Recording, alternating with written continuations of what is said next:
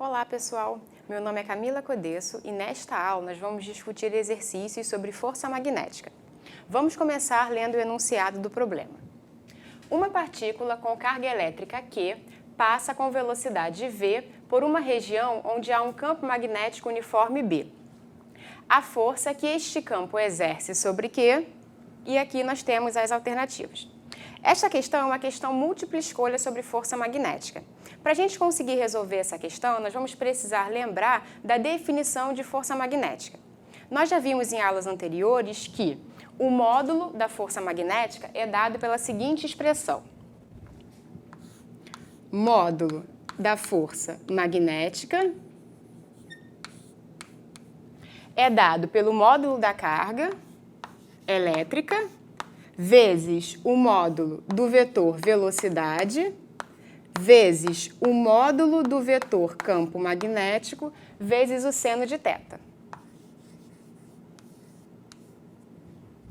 Onde θ vai ser o ângulo entre o vetor velocidade e o vetor campo magnético. Nós vimos também que a direção do vetor força magnética é a direção perpendicular ao plano definido pelo vetor velocidade e pelo vetor campo magnético. E o sentido do vetor força magnética vai ser determinado pela regra da mão direita.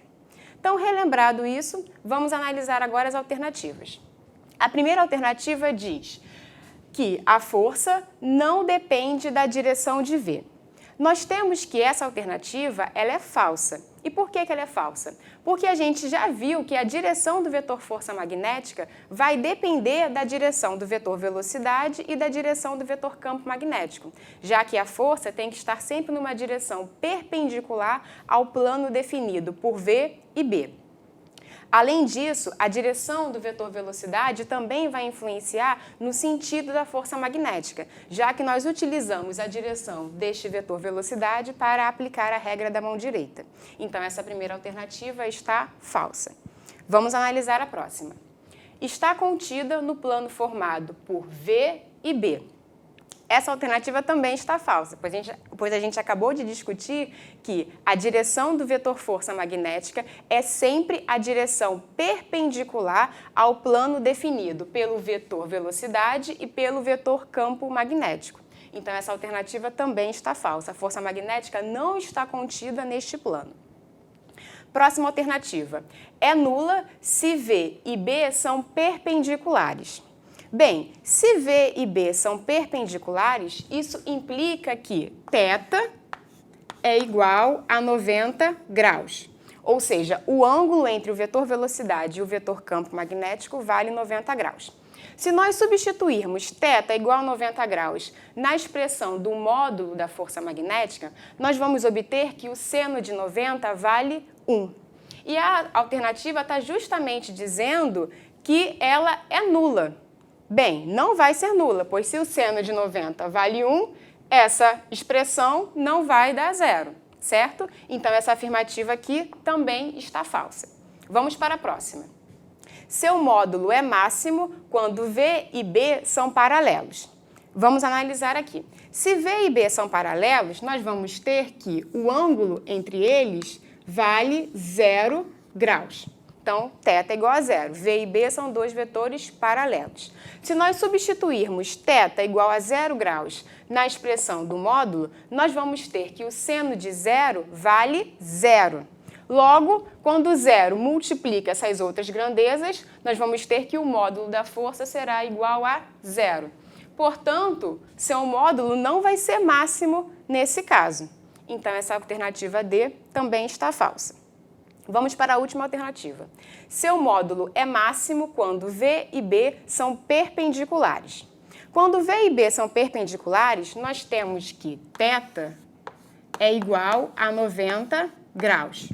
Ou seja, o ângulo entre o vetor velocidade e o vetor campo magnético vale 90 graus. Se nós substituirmos θ igual a 90 graus na expressão do módulo da força magnética, nós vamos ter que o seno de 90 vale 1. E esse é o maior valor que o seno pode assumir. Então, de fato, essa expressão vai assumir o seu valor máximo. Então, está correto. Quando V e B são perpendiculares, são vetores perpendiculares, possuem um ângulo de 90 graus entre eles, o módulo da força magnética assume o seu valor máximo. Então, essa é a alternativa correta. Espero que vocês tenham compreendido. Vamos passar para o próximo exercício. Vamos começar lendo o enunciado do nosso segundo problema. Ele diz o seguinte: uma partícula com carga positiva Q é introduzida numa câmara de bolhas com velocidade v, perpendicular ao campo magnético B, representados na figura. A figura é essa daqui.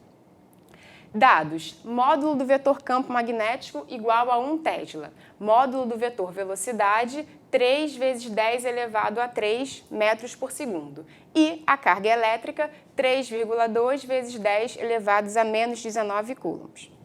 Bem, esta questão ela é uma questão discursiva sobre força magnética. Vamos começar lendo o que os itens estão pedindo. Primeiro item diz: represente o vetor força magnética que atua na partícula. Então, neste item, ele quer que a gente represente o vetor força magnética. Para isso, nós temos que lembrar como que a gente faz para representar o vetor força magnética. Nós já vimos que o vetor força magnética, a direção desse vetor, é sempre a direção perpendicular ao plano definido pelo vetor velocidade e pelo vetor campo magnético. Então, a gente pode olhar aqui na nossa figura, nós temos que o vetor velocidade está na direção horizontal, apontando para a direita, enquanto que o vetor campo magnético está numa direção perpendicular ao plano definido aqui do quadro, né? O plano do quadro no caso. E ele também está saindo do plano do quadro. Então, a gente vai ter que a direção do nosso vetor força magnética tem que ser uma direção perpendicular ao plano definido por V e B. O plano definido por V e B é aqui esse plano da minha mão, tá ok? Então, nós vamos ter que o vetor força magnética ele vai estar perpendicular a este plano daqui. Logo, ele vai estar na direção vertical. Tudo bem? Agora, nós temos que descobrir qual que é o sentido do vetor força magnética. Para isso, nós vamos aplicar a regra da mão direita. Então, nós vamos pegar aqui a mão direita, colocar sobre o vetor velocidade e levar na mesma direção e no mesmo sentido do vetor campo magnético. Lembrando que o vetor campo magnético ele está aqui, saindo do plano do quadro.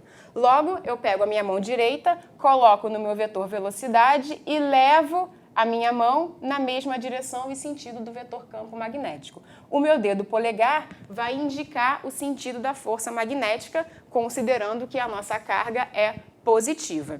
Logo, para este caso, o meu vetor força magnética está na direção vertical, apontando para baixo. Então, eu vou representar aqui o meu vetor força magnética.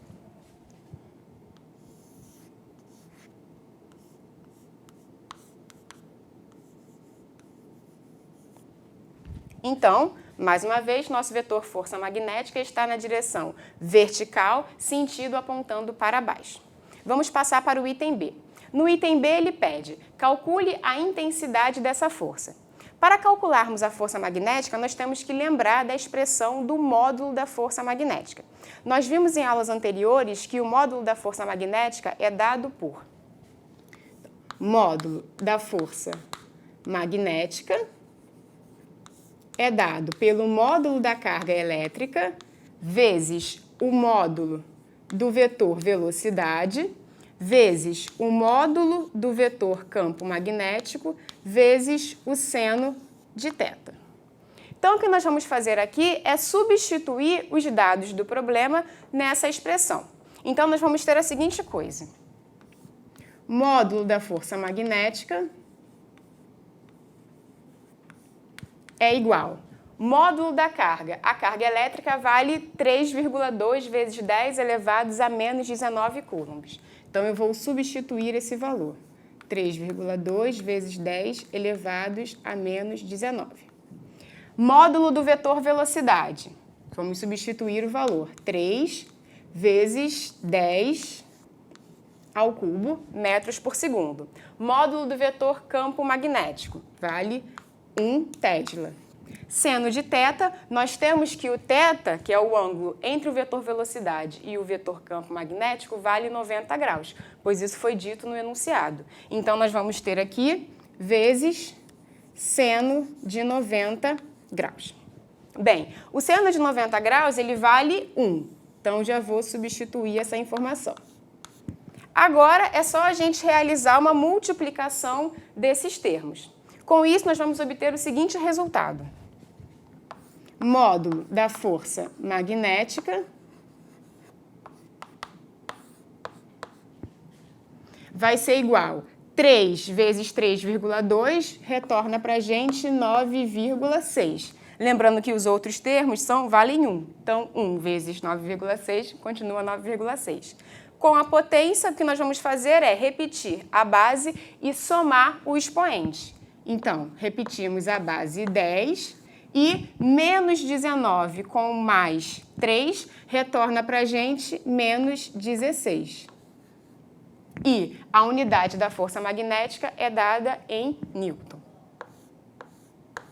Então, aqui nós conseguimos calcular o módulo da força magnética partindo da expressão para o módulo da força magnética e substituindo os dados que foram fornecidos no problema.